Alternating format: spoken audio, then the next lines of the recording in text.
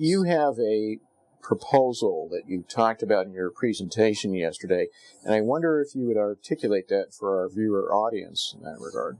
Yes, it's been apparent to anybody in this field that in the last 10, 20 years, because of the influence of Saudi money being poured into Western universities, there's a report by Professor Anthony Glees of Buckingham University in England, which looked at the funding, Saudi funding of British universities.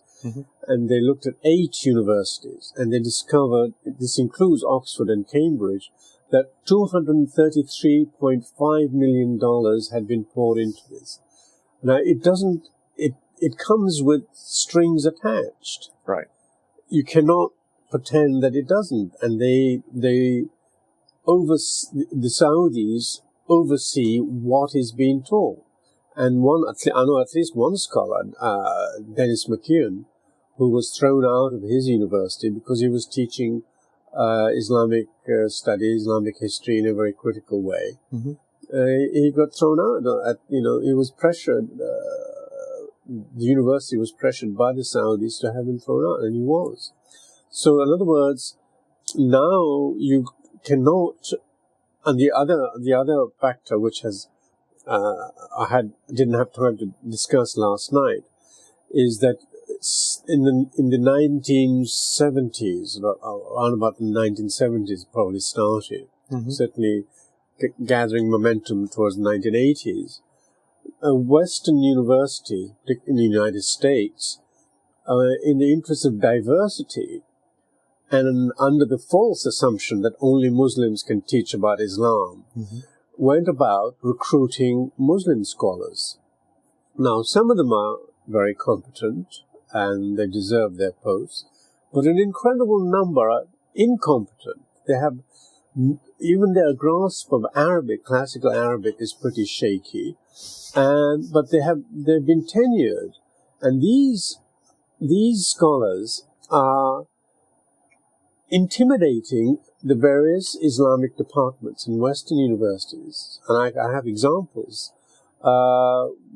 into following a very orthodox Islamic Saudi line when teaching about the Quran.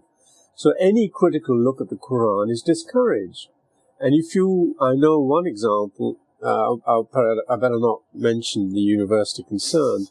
One university had one scholar of Arabic origin who was very interested in the work of a German scholar called Christoph Luxemburg, who has impressed a lot of people. He wrote a book in the year 2000 in which he argues, for example, this is the most sensational part of it, is that there's been mistranslation of the words in the Quran, which are usually translated as virgins. They're in fact should be translated as raisins. Right. So martyrs in the cause of Islam can expect 72 raisins awaiting them in heaven. This scholar, the one colleague, wanted to invite Christoph Luxemburg to his university to discuss these new ideas, but the tenured Muslim scholar threatened.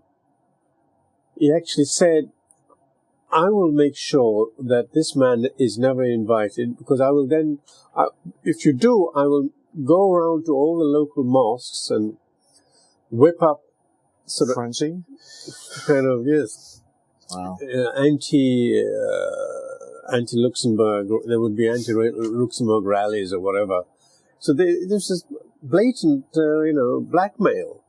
And because the Islamic departments are so reluctant to rock the heads of these departments are so reluctant to take a stance to defend academic freedom. They don't want to rock the boat. They don't want to offend Muslims. They don't want any kind of public outcry. They don't want to be in the public eye. So they give in. In other words, academic freedom is really threatened in these universities. So you To characterize your exclamation point in your proposal from last night, you're talking about something equivalent to the Cold War era RAND Corporation, which was independent of the universities but funded by the government, to deal with what? Quranic criticism? Yes, I think we have to look at it as a new Cold War, but there would be. You have to look at the ideology. We're fighting an idea. We have to confront the ideology of the terrorists.